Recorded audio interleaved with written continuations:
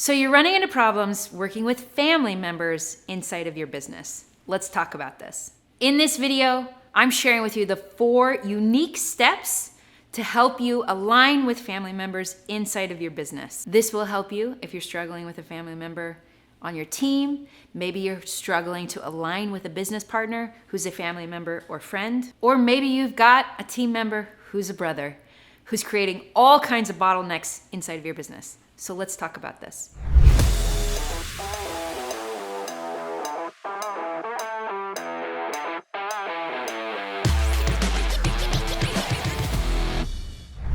I'm going to share with you a very specific phrase that you must use when talking to this individual. Then we'll discuss a principle that I guarantee you're not currently utilizing. And lastly, I'll share how to get over your differences so that the business can move forward. Point number 1 is to lead with and, not but. What do I mean? Let me share an example. I heard this story on a podcast. This gentleman had a friend over. He was in his late 40s. The friend was in the late 40s. They'd been friends since grade school. Their families were getting together to watch a sporting event and have a barbecue. And the friend was over here and he was going on and on about things that were going on in politics. And he was using all these expletives. And the gentleman who was telling this story, I'll just call him Dave, his friend is going off and he's saying all these things that are inappropriate for the young ears that are in the room. And rather than jump down his friend's throat and oppose him and say, don't show up like that, don't do that, don't talk like that here, he started like this. He said, John, I love you. We've been friends since grade school. We'll always be friends. And when you come to my house, it's not okay to talk like that. Do you see the difference? So instead of saying, John, I love you, we've been friends, but, which negates everything that we just previously said, right? He used the word and. When you are working with a team member that is a family member, it's not easy, right? There's so many dynamics that you're trying to navigate. You need to lead them.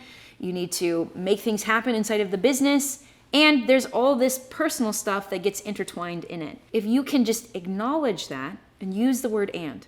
I appreciate what you're doing and we need you to do something different, right? Versus, I appreciate what you're doing, but we need you. Again, it negates. Can you see the difference? Use the word and, not but. The second is you've got to learn how to listen. Stephen Covey says, seek to understand first, then to be understood. And oftentimes we go about this so backwards. We try and make sure that we can convince people that we can really communicate our ideas and perspective and listen. There's a time and a place for that thing. But if you are finding that you are butting heads with a family member who's on your team, maybe try listening. Go understand their perspective. Reflect it back to them. Ask questions like, what I'm hearing you say is. As you do this, the other individual feels seen, heard, and valued. All of a sudden, those walls that need to attack and convince you of their idea and perspective, it starts to dissipate. And you actually can communicate in a very effective way. So how can you listen to them in a way where maybe they've never been heard before? As you do this, you start to understand the real dynamics of the whole situation and you'll better be able to align with this individual. I have a client who was doing this with one of his team members and it came out in his language as we were talking. He said, Katie, I can't seem to convince him of my point of view. I said, that right there, that's getting in the way. Stop trying to convince him. Nobody wants to be convinced of anything. You need to listen to him first. And immediately he was like, but if I do that, isn't that me validating his perspective? He doesn't have the wisdom and experience that I do. He's a little less experienced in this industry than I am. And I said, I understand that, but stop trying to convince him. You need to listen to him first and foremost. So especially if this is a spouse, a sibling, somebody that you're very close to, brother-in-law, you've got to make sure that you are listening to them in a way where they feel heard. For my client, this meant that after 2 years of butting heads with his business partner, they were able to align in a matter of 3 weeks, literally a signed deal and a signed agreement on each other's role and responsibility. So if you can really listen to them, and I'm going to take a minute here, like really be present with them, really be curious. You know who's really curious? 5-year-olds. 5-year-olds are so curious. They're not asking leading questions, why'd you do that? They're asking questions, why'd you do that? Can you see the difference? So if you let go of trying to lead them in any one direction and actually bring in real curiosity to the conversation, you'll start to discover both why their point of view is what it is, right? And then you'll start to understand how you two can align and then ultimately be in the same boat, rowing in the same direction instead of butting up against one another. And then the third point kind of goes along with this listening, is to reflect back what you are hearing. This is so critical. I want you to imagine that you are a mirror. And as they speak, your job is to reflect back what they're saying. And summarizing, listen, we've all got so much going on in our head, and they need a safe place where they can externalize and actually find the words to describe their unique perspective and what they're seeing. And so your responsibility is to listen, ask questions, and then step number 3, reflect back. And you say phrases like, what I'm hearing you say is. So it sounds like X and Y equals Z in your perspective, right? We want to reflect back what you're hearing them say. Do you want to know why this is so effective? There's probably gaps in their understanding and their perspective, and as you reflect it back, they actually start to see it better.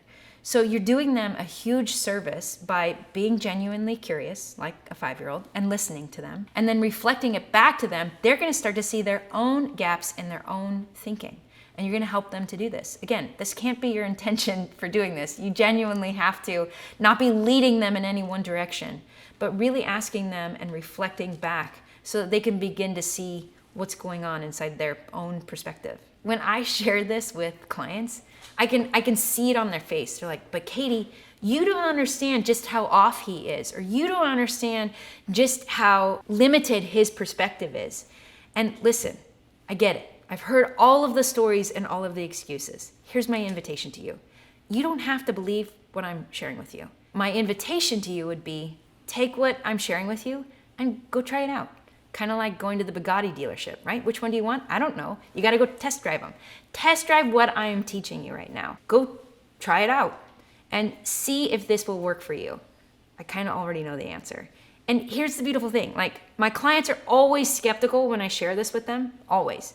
But they've learned to trust the principles that I teach them. And so just like I'm sharing with you, they go implement it from a place of curiosity, like, I wonder if this is actually gonna work, because I think Katie hasn't actually seen a situation just like this. They put it into practice and they come back super excited and kind of surprised. They're like, you're not gonna believe this. It worked. So my invitation is to take these things, implement them, and test drive and see for yourself whether or not this is going to work for you. And guess what? We still have number 4, so don't go anywhere. But before we hop into number 4, make sure you take a second to subscribe to this channel. Both like it and subscribe. Why? Because we're just getting started. I have so much to share with you, and the only way I can communicate all of this to you is if you don't miss any of our videos. So like and subscribe. Okay, step number 4 is to find alignment. I'm gonna say even create that alignment. Find the places where you can align. I'm gonna tell a story, personal story. My husband and I built our multi-million-dollar international business together while having 4 kids. And we're both product designers. And yet we have totally different approaches and practices when it comes to design. The business needed a new pattern, a new design for a toddler towel. And if our factories were going to get started, they had the materials all lined up and we didn't have a pattern, we didn't have a design. My team of designers really hadn't turned out anything that was great. And so my husband comes to me, I was at the studio that day. He said, look, we've got 24 hours and we need to create a really cool toddler towel, something that's unique and different and special and very Pudge, which is the company. And I said, okay, cool. So I asked him a few questions like, what are the constraints? What are the requirements? And I started to try and to explain to him my idea. I had this idea. So first I verbally tried to explain it to him and I could tell wasn't making sense to him. Then I tried drawing it out for him. And again, he wasn't super keen, didn't seem like a great idea.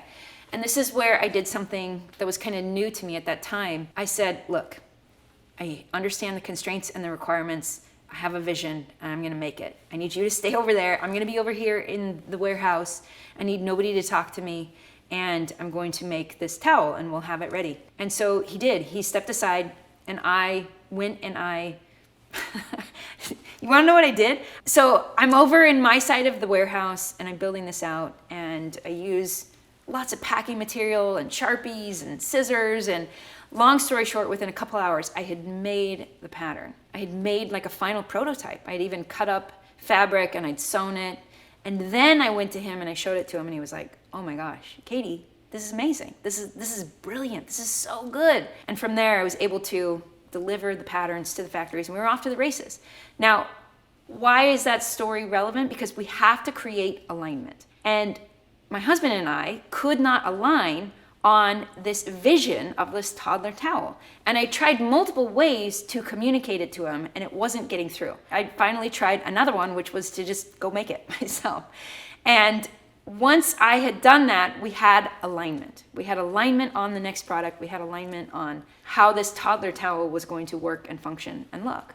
So how can you create alignment with this team member and family member in a way where you can ultimately accomplish and achieve the goals that you have both set out to do? Sometimes part of why we can't seem to achieve alignment is because we don't have that shared vision. So maybe there are other ways that you can try and communicate your vision to your family member, to your spouse, to your partner. What are some of those ways? You can use all kinds of examples. It's kind of like, maybe part of why you haven't been able to align is you're really worried about bulldozing somebody that you love. Maybe you're worried about creating division and really pushing away your brother or your sister. Maybe you even work with one of your parents. And I would just invite you to look at those things, notice those things, and continually ask yourself, how can we align? Maybe start at what is working, what you can agree on, and then build from there. At the end of the day, I think working with family members is the ultimate.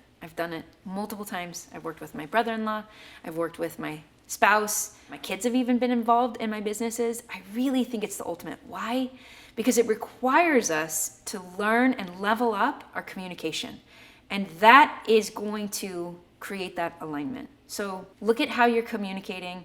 Ask yourself, am I listening? Am I reflecting? Where can I create alignment? Do these things that I've taught you inside this video. You'll start to not only see the results and outcome in your business, but you'll start to notice that your marriage is better. You're more present with your kids. It was just Thanksgiving like 2 weeks ago, and I had a client call me out of the blue, which we don't do. We have very scheduled calls. And he called me 2 days after Thanksgiving and he said, I just have to tell you, I'm so grateful for you because of the things that I'm teaching you. He has been implementing them in his business and he had been struggling for multiple years. And not only is it aligning him and his business partner, but he's even noticing a difference at home with his wife and his kids. So these things that I'm teaching you, they are universal principles. And they will not only help you inside of your business, they will help you in your personal life. And honestly, if you ask me, that's what it's all about. If we have success in our business and we're struggling at home, that's not success. So what can you do to really listen, to reflect, to create that alignment so that you and your business partner and your family member can both achieve your hopes and dreams? This is just the beginning of this conversation around working with family members. There's so much more that I can teach you. And it all starts inside of my free guidebook. Yeah, it's free. Where can you get it?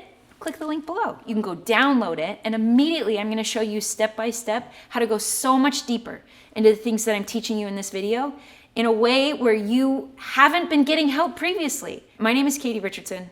I'm a business coach. I started my business 18 years ago. And as I was starting that business, I started to see how building a significant business could potentially create tremendous division and be a wedge between me and my spouse and my kids. And that was not okay with me.